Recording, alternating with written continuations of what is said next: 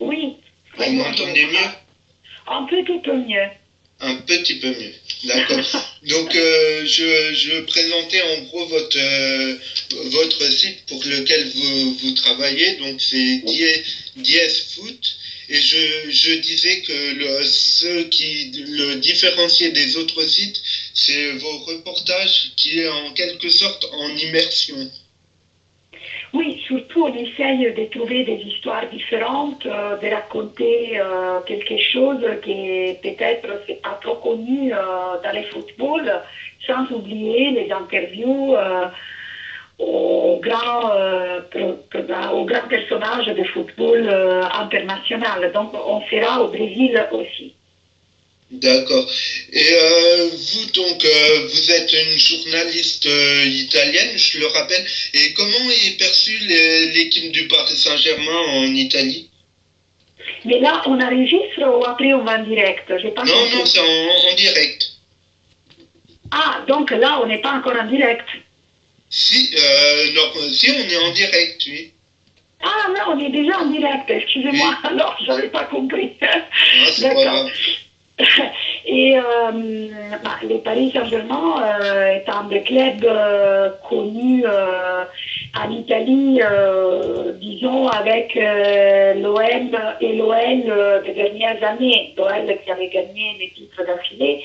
Mais donc Paris, ça reste quand même une référence parce que c'est le club qui porte le nom de la ville et en plus, pour qui n'a pas trop suivi dans les passés les championnats français, ça reste quand même une référence liée aussi à des joueurs très connus qui ont joué au PSG. D'accord. Donc, lui, vous dites pour les personnes qui ne connaissaient pas avant. Donc, ce qui m'amène à dire que on a vu débarquer une vague de journalistes italiens j'ai envie de dire, dans la capitale au moment où QSI a repris le club. Ce qui était pas votre cas puisque vous avez travaillé pour de nombreux médias avant cela. Je pense à Canal Plus et à l'équipe d'M6. Donc, Oui. oui, les grands joueurs, vous les connaissiez déjà, les Zlatan, les Thiago Motta, Thiago Silva. Ah oui, Lequel, franchement. lequel de ces joueurs, en gros, il vous a impressionné dans cette équipe parisienne qui vous avait déjà pas impressionné avant? Ben, je sais que je vais être pas trop originale, mais sûrement c'est Ibrahimovic, parce que déjà en Italie, on les connaissait bien, et dans n'importe quelle équipe il est passé, il a toujours fait la différence. Je pense surtout notamment au Milan AC, où effectivement, lui tout seul, il avait gagné une bonne partie d'équipe du Scudetto milanais. Donc on connaît sa force, on connaît sa puissance, on connaît sa technique. Il a évolué dans les grands clubs italiens et on l'a vu franchement progresser. Donc sa personnalité fait en sorte qu'il arrive vraiment à mettre sa signature dans tous les matchs et on voit même à Paris la différence qui fait la présence de Ibra au cas. Justement, vous nous parliez de sa personnalité. On le sent qui est plus épanoui par rapport à la saison précédente. À votre avis, c'est dû à quoi? Je pense qu'il avait besoin, comme tout le monde, et en tant qu'étrangère, je peux le dire sans problème, il avait besoin de trouver un peu ses repères, de connaître la ville, l'ambiance. Il était passé dans un championnat à l'autre. Disons, c'était presque au dernier moment quand il est arrivé au PSG. Donc, il est arrivé, il avait besoin voilà, de retrouver un peu ses repères, de quitter Milan, ça n'a pas été facile, surtout au début. Et rapidement, il est devenu un peu le patron de cette équipe. Donc finalement, là, il a vraiment pris du poids. J'ai l'impression que maintenant, il est un joueur plus heureux par rapport à la première année et qu'il se sent vraiment un pilier de ce club et de cette équipe. Et pour lui, c'est très important parce que vu la personnalité qui possède Ibrahimovic, c'est sûr que c'est pas quelqu'un que tu peux mettre de côté. N'importe quelle équipe il a joué, il a toujours mis sa signature. Et je pense que pour lui, c'est très important. D'accord. Maintenant, on va parler de son collègue Thiago Silva. On a vu, ils sont partis tous les deux un petit peu en contre-cœur du club milanais. D'ailleurs, oui. Paolo Maldini a annoncé clairement que c'était suite à ces ventes que le club un petit peu s'installer dans les bas-fonds du championnat et voir au niveau européen. Quel est votre ressenti là-dessus? Ah mais sûrement, quand des joueurs comme Thiago Silva, qui est considéré un des meilleurs défenseurs centraux au monde en ce moment, le capitaine du Brésil, et je pense que c'est encore plus difficile pour les Milan maintenant de retrouver une solidité défensive vu son absence. Et quand tu perds un joueur qui, comme je disais, lui tout seul, il est capable de faire gagner une bonne partie du titre, et sans oublier qu'après, bon, il y a eu d'autres départs très importants dernièrement pour les Milan, mais là, on ne parle pas de Milan. C'est sûr qu'après, il y a quand même une différence. Quand on voit aujourd'hui l'équipe type de Milan, et on voit qu'il n'y a plus Thiago Silva et Ibrahimovic, on comprend pourquoi les Milan vivent beaucoup de problèmes. Et c'est pas seulement ça, les problèmes dans les Milan. Mais ça suffit d'imaginer aujourd'hui les PSG sans Thiago Silva et sans Ibrahimovic. Ça donne quoi? Ça donne sans doute une équipe très très forte parce qu'il y a quand même des joueurs très doués qui font quand même la différence. Mais c'est sûr que deux piliers, deux personnalités importantes, pas seulement au niveau technique, vont manquer à un club, à une équipe comme le PSG. Donc c'est sûr que c'est pas la même chose, c'est pas la même équipe. D'accord. L'autre jour, lors d'un de vos reportages sur le site DS Foot, qui parlait un petit peu de l'AS Roma, intitulé Roma Ti Amo, j'ai appris que vous aviez été né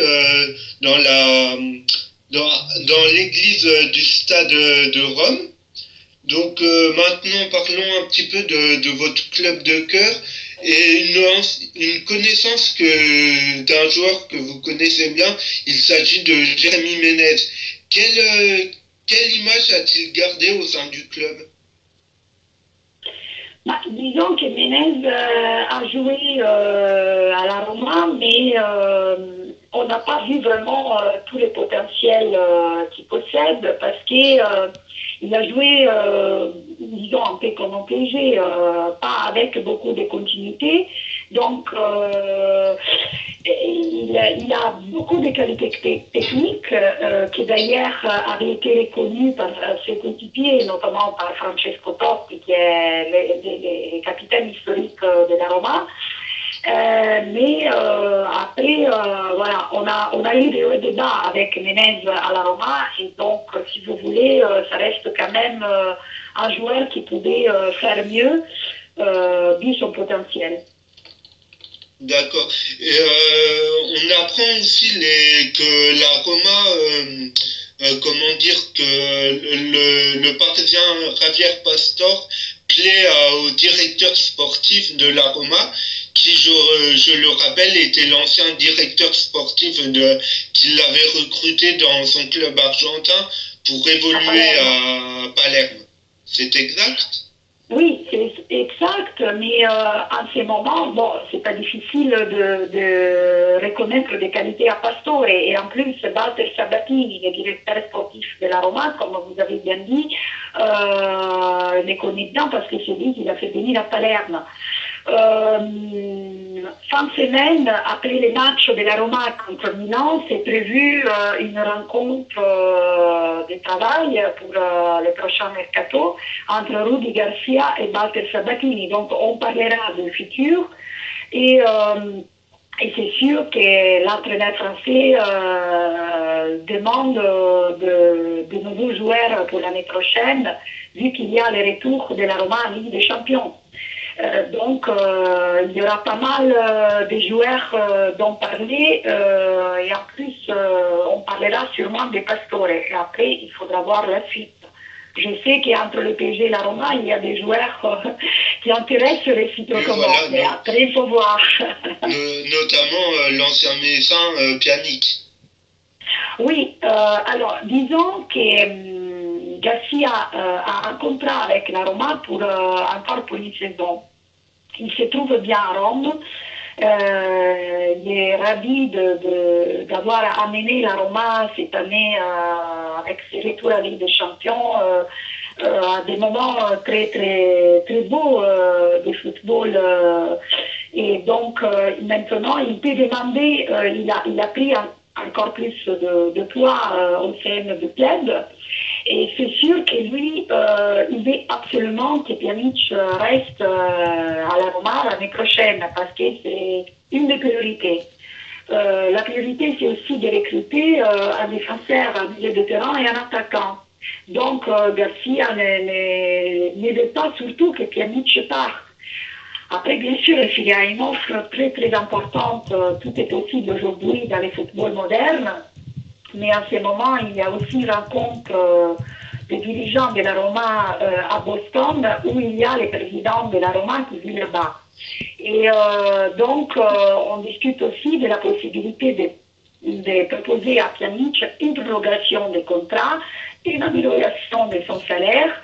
Donc, tout ça pour rendre plus difficile les possibles départs de ces joueurs qui est un des piliers de l'idée de terrain de la Roma. D'accord. Donc, vous nous parlez de Rudi Garcia, l'actuel entraîneur. D'ailleurs, il me semble que la Roma effectue le nombre de points le plus important de l'histoire du club. C'est exact? C'est exact. Donc, il y a encore 4 matchs à jouer. Ça veut dire que tous les points que la Roma gagnera en plus vont s'ajouter à un nouveau record du club. Donc, c'est sûr que Garcia a été la vraie révélation de cette année, soit pour Rome, mais soit aussi pour le football italien. Parce que personne ne s'attendait à un parcours comme ça pour un entraîneur qui ne connaissait pas, disons, à fond le football italien.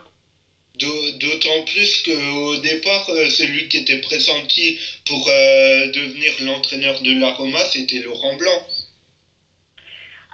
Alors, disons qu'avant, il y avait 2 entraîneurs italiens qui étaient après la priorité du club. Donc, Mazzarri, qui après est devenu l'entraîneur de l'Inter, et ensuite Allegri, qui finalement était resté au Milan avant d'être limogé après. Après, effectivement, on avait parlé des Blancs et des Garcia. Donc, c'était les 2 entraîneurs français qui étaient un peu devenus la priorité du club. Et finalement, le choix notamment de Sabatini, des directeurs sportifs, a été le choix heureux, vu le résultat, de choisir Rudi Garcia. Oui, d'ailleurs, choix heureux pour nous, puisque évidemment Laurent Blanc est devenu l'entraîneur du Paris Saint-Germain et qu'à l'heure actuelle, tout fonctionne, quoi. Bah, disons que vu les résultats aujourd'hui, on ne peut pas se plaindre ni des Blancs, ni des Garcia, ni les PSG, ni la Roma. Je pense que les supporters sont quand même contents quand on gagne. Bon, à Rome, on n'a pas gagné, mais on est arrivé quand même deuxième, assuré de jouer à la Ligue des Champions. Et vu surtout les résultats de l'année dernière, je pense qu'il n'y avait aucun supporter de la Roma qui pouvait être sûr d'attendre un résultat pareil. Pour ce qui concerne les supporters de PSG, Je pense que quand tu gagnes, tu peux avoir quand même des doutes par rapport au jeu, par rapport au fait que tu voudrais gagner plus. Mais tu as, quand même gagné déjà un trophée et vous êtes en train de gagner un deuxième trophée cette année. C'est pas rien. D'accord. Tout à fait d'ailleurs. Et Ouais. donc là, on a vu aujourd'hui une interview accordée au journal France Football de Oui, Thiago Motta oui. qui déclarait qu'en France, on avait assez peur de la concurrence et qui réclamait un peu plus de concurrence. D'après vous, est-ce le fléau du football français? Non, je pense qu'après, une équipe aussi doit progresser et doit comprendre qu'il y a des choses qui doivent changer. Donc, je pense que c'est d'une façon saine qu'il a dit ça, parce qu'il vient quand même d'un championnat italien où il y a effectivement une concurrence, même parfois féroce, pour jouer. Et je pense qu'une concurrence saine aide quand même le club et l'équipe aussi à progresser et à donner le maximum. Après, il y a sûrement des joueurs qui ne seront jamais vraiment en concurrence, qui peut être en concurrence aujourd'hui avec Ibrahimovic. Personne. Donc, après, il y a quand même des piliers qui restent incontournables. Mais c'est vrai que surtout quand tu veux arriver à gagner plus, et le but de PSG, c'est sûrement d'arriver à la Ligue des Champions, tu as besoin d'avoir encore plus de concurrence. Et donc, ça, je pense que c'est la force d'un club qui veut tout gagner. Voilà. Je ne sais pas si vous avez entendu ces dernières heures en France, il existe une mini polémique comme quoi le sélectionneur Prandelli ne prendrait pas pour la Coupe du Monde le jeune Marco Verratti. Comprenez-vous ce choix ou comment vous l'expliquez? Mais disons que je pense que je sais que en France, beaucoup de mes confrères me demandent tout le temps comment c'est possible que les sélectionneurs italiens ne misent pas trop sur Verratti. Il a ses idées, c'est pas encore sûr. Je pense qu'il pense aussi qu'il peut encore attendre parce que quand même qu'il ne faut pas oublier non plus que ça va être la dernière Coupe du Monde, le dernier événement international pour Pirlo, qu'il arrêtera après le Brésil. Donc je pense que Prandelli a d'autres choix en ce moment et qu'il s'est dit qu'il verra qu'il vit son âge, il peut encore attendre, il peut encore progresser. Je comprends aussi surtout à Paris, ça c'est pas évident de comprendre un choix pareil parce que Verratti est devenu vite fait un titulaire incontestable du PSG. Mais voilà, je pense qu'il y a les temps pour tout et que c'est pas encore officiel, mais que si ça sera comme ça, Verratti fera partie sûrement du groupe pour l'Euro 2016. D'accord. Justement, vous parlez un peu de Pirlo. Donc, ce qui m'amène à la question, on voit de plus en plus de joueurs avec un certain âge réussir peut-être pas leur meilleur, les meilleures carrières, moments de leur carrière, mais on voit des joueurs comme lui, comme Totti, réussir. Comment vous expliquez cela? Est-ce que vous l'expliquez par une parfaite hygiène de vie ou vous expliquez que le football va peut-être un petit peu légèrement moins vite? Non, le football va de plus en plus vite, j'ai l'impression, et surtout, il y a tellement de matchs rapprochés maintenant entre les championnats, on joue tous les 3 jours, il y a les coupes, il y a les coupes internationales, après il y a les stages avec l'équipe nationale, j'ai l'impression que soit pour les supporters, soit pour les médias, et soit pour les joueurs, c'est devenu il y a un rythme infernal par rapport à ça. Mais vous avez raison quand vous parlez d'hygiène de vie. Je pense que ça, c'est la base vraiment pour un athlète de n'importe quel sport et surtout à un certain niveau de compétition, sans hygiène de vie, on peut vraiment rien faire. Donc, je pense notamment à Giggs, qui aujourd'hui est devenu l'entraîneur intérim de Manchester et qui, à 40 ans, il est quand même l'emblème de Manchester. Totti, c'est pareil pour la Roma. Donc, effectivement, je pense qu'aujourd'hui, je me souviens quand j'avais interviewé Clarence Seedorf, qui encore était joueur au Milan, aujourd'hui entraîneur de Milan, et qui me racontait qu'effectivement, l'hygiène de vie est absolument nécessaire, surtout pour arriver à jouer jusqu'à 40 ans. Dans le passé, seulement un gardien pouvait penser de jouer jusqu'à 40 ans, parce que c'est quand même un poste où tu dois courir moins. Mais aujourd'hui, on voit des attaquants, on voit des milieux de terrain, comme vous dites, Pirlo. Je pense à Paolo Maldini, qui a joué jusqu'à 40 ans. Et on joue en plus à un niveau, peut-être pas les meilleurs, comme vous avez bien dit, mais sûrement à un niveau absolument digne et correct, qui donne encore quelque chose à l'équipe. Donc, si un athlète a toujours fait attention à son physique, à son alimentation, à sa façon de vivre, à ne pas sortir quand il ne faut pas, à se gérer dans quelque part avec l'aide d'une équipe médicale qui aujourd'hui fait attention à tout et qui donc a franchement progressé par rapport au passé, ben je pense que ça c'est la base vraiment pour réussir à jouer jusqu'à 38, 39 ans sans problème. D'accord.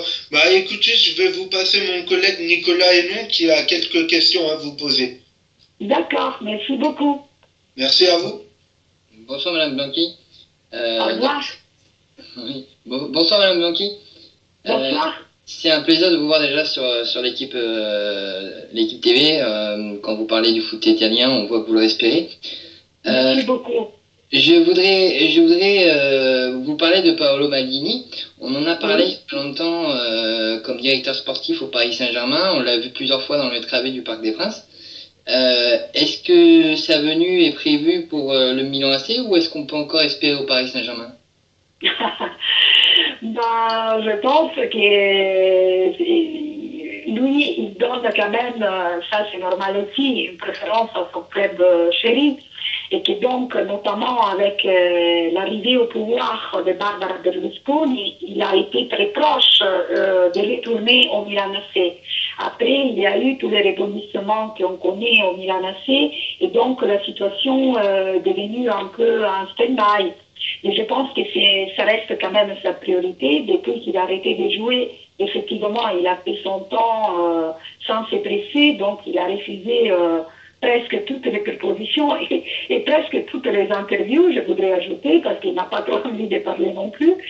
Et donc, je pense que voilà, la priorité, ça reste le Milan. Et peut-être, voilà, quand il y avait Ancelotti et Leonardo, peut-être il y avait un peu plus de possibilités de les voir au PSG. Bon, après, dans le football, c'est facile de dire une chose, le rendement, c'est absolument le contraire. Hein. Donc, on ne peut rien exclure, mais je dirais que la priorité reste quand même le Milan et que les PSG en ce moment ont un peu moins de possibilités. Et que pense l'Italie du parcours de Laurent Blanc, vous le disiez tout à l'heure, qui était approché par la Roma, et ils ont posé leur dévolu sur Rudi Garcia, mais qu'est-ce qu'ils pensent en Italie de Laurent Blanc, sachant que ça a été un grand joueur en Italie? Oui, Laurent Blanc est considéré toujours comme quelqu'un de super qui connaît très bien les foot, et notamment il est resté vraiment dans les cœurs de l'ex-président de l'Inter, Massimo Moratti, qui avait pensé à lui plusieurs fois quand il veut changer ses entraîneurs. Après, finalement, ça ne s'est pas concrétisé, mais c'est quand même quelqu'un, quand on parle de lui, quand on parle de Deschamps, des joueurs français qui ont quand même marqué l'histoire du football italien, et lui, il est considéré toujours quelqu'un de réputé comme quelqu'un qui connaît très bien le foot et un entraîneur qui a fait un très bon parcours. Donc on ne pourrait jamais exclure un jour un retour des Blancs en Italie en tant qu'entraîneur. D'accord, je vais parler d'un serpent de mer qu'on a eu que vous avez à l'Ice Rome, nous qu'on nous parle sans arrêt au Paris Saint-Germain, c'est de Rossi. Comment Oui. s'est passée sa situation? Parce que nous on était un peu pris par la Ligue des Champions, tout ça, on n'a pas pu trop suivre. Sa situation s'est améliorée à l'AS Rome ou est-ce qu'il y a encore en possibilité qu'il parte? Des Rossi cette année. Oui, Ah, ah non, alors aussi cette année, grâce à Rudy Garcia, est redevenu ce qu'à Rome on connaissait très bien, ça veut dire un joueur qui fait la différence, un joueur qui a une immense personnalité, qui s'engage au fond, et tout ça, il faut remercier Garcia parce qu'effectivement, De Rossi était dans la liste des partants l'année dernière. mhm, Et il avait vécu des saisons très difficiles, notamment l'année dernière.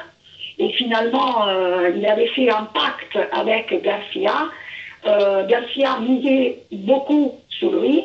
Et à un certain moment, il avait dit, si tu reçois une proposition après un certain délai, tu ne partiras pas. Donc, il y a eu ces pactes entre hommes et finalement, la proposition du Manchester est arrivée trop tard. Donc, De Rossi est resté à la Roma et après, il a remercié Garcia parce qu'il a vécu une très belle saison et la Roma aussi est très fière d'avoir retrouvé un de ses enfants chéris. Donc, je suis désolée, vous nous laissez De Rossi, s'il vous plaît. non, non, c'était une des pistes qu'on avait eues l'été dernier et qui était même relancée Non, cette mais année. c'est vrai, il était, là je rigolais un peu, mais c'est vrai qu'il était sur les points de départ et qu'on avait notamment parlé de Rossi ou à Manchester, ou au Real quand il y avait Mourinho, ou au Paris Saint-Germain. D'accord. Je voulais savoir aussi votre sentiment sur Salvatore Serego, parce que vos confrères ne le trouvent pas exceptionnel, ils ne le voient pas comme un gardien numéro 2 de la vieille bouffonne. Vous, comment vous le voyez? Est-ce qu'il a sa place pour la Coupe du Monde déjà? Et quel est votre sentiment sur ce gardien? Vous parlez de qui là? Je vous entendais un peu mal. Salvatore Serego. Ah, de Sirigu. Ah, Sirigu est le numéro 2 en équipe d'Italie, donc il a fait un bon parcours avec le DG. Je pense que peut-être c'est quelqu'un n'est pas trop médiatisé et donc aujourd'hui dans le football ça aussi c'est quelque chose qui fait un peu la différence. Donc parfois les joueurs qui se montrent pas trop, qui sont toujours tranquilles, dont on ne parle pas beaucoup, parfois on a l'impression qu'ils font pas un bon travail, mais c'est pas le cas de Sirigu qui a prouvé quand même ses capacités. Je ne me souviens pas de boulettes incroyables de Sirigu, donc je pense qu'il a fait un parcours surtout dans la continuité, et ça c'est très important pour un gardien. Justement, est-ce que vous avez des bruits de couloir de ce côté-là? Parce qu'on sait qu'il est en discussion avec le Paris Saint-Germain, qu'il était sous pression face à Chelsea, et on vient d'apprendre que en fait, les dirigeants ils étaient convaincus par son travail. Mais comment vous pouvez nous dire que le Paris Saint-Germain n'est pas vu en Italie? Comment le Paris Saint-Germain est vu en Italie? Oui, vous dites que en fait, vous ne voyez pas beaucoup des matchs du Paris Saint-Germain et tout ça. C'est ce que vous dites en fait, que les joueurs italiens ne sont pas assez médiatisés en Italie. Oui, mais bon, déjà pour ce qui concerne Sirigu notamment, les sélectionneurs, je pense qu'ils voient beaucoup de matchs de Paris Saint-Germain. Mais maintenant, en Italie, le football français est beaucoup plus suivi. Parce que depuis même par les supporters passionnés de football, je veux dire, parce que surtout depuis que le Qatar est arrivé, et que surtout avec l'arrivée de Leonardo, il y a eu tous les joueurs qui jouaient en Italie qui sont venus ici. D'un coup, même la télé qui a les droits de diffusion du championnat français a transmis tous les matchs de Paris Saint-Germain, surtout de Paris Saint-Germain.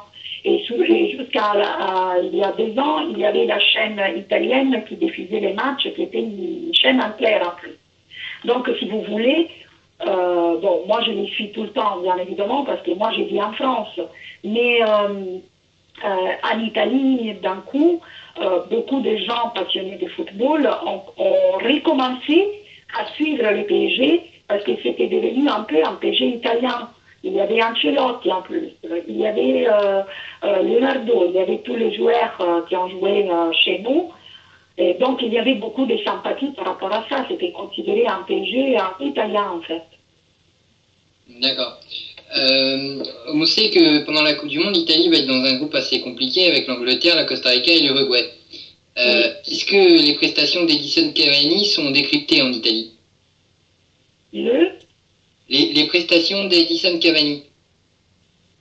Ah ben oui, bien sûr, mais de toute façon, vous savez, Cavani comme Ibrahimovic sont toujours suivis parce que quand même à Naples, Cavani est resté dans les souvenirs des supporters.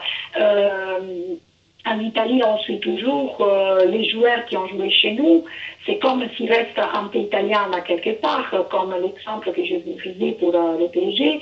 Et donc, en plus, bien sûr, on a les matchs contre l'Uruguay, donc notamment, on est obligé de suivre un peu plus les gestes et les matchs des joueurs qui seront contre nous.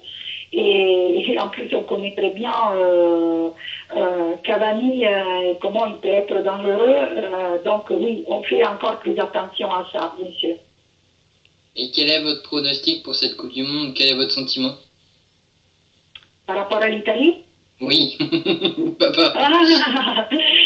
Écoutez, alors, je suis honnête. Quand il y a eu les tirages au sort, en décembre, j'étais vraiment très optimiste. Mais quand je dis très optimiste, ça ne veut pas dire que je pense qu'on gagnera la Coupe du Monde. Après, vu tous les problèmes qu'on a commencé à avoir, surtout en attaque, surtout avec Balotelli, on dépend beaucoup de lui, les blessures, la forme physique qui n'est pas vraiment au top des joueurs de la défense de la Juve, qui est notamment la défense de l'Italie, je suis devenue un peu plus prudente et un peu moins optimiste. Mais vu que je connais les caractères italiens et je fais confiance aux sélectionnaires, disons que voilà, on trouve un bon compromis, je suis moyennement optimiste. Voilà. D'accord. Flo? Oui? Oui, bah écoutez, pour ma part, je n'ai plus de questions. Nico, t'en as? D'accord. Non, moi je la remercie beaucoup, c'est très gentil de votre part d'échanger avec nous. Bah Ouais. écoutez, merci à vous de m'avoir invité. Bah merci d'avoir accepté surtout. Merci alors. Merci, Oui. bonne soirée. Et puis au Bonne plaisir. soirée à vous et merci encore. À Bonne bientôt, au continuation. revoir. Au revoir. Merci, vous aussi. Au revoir.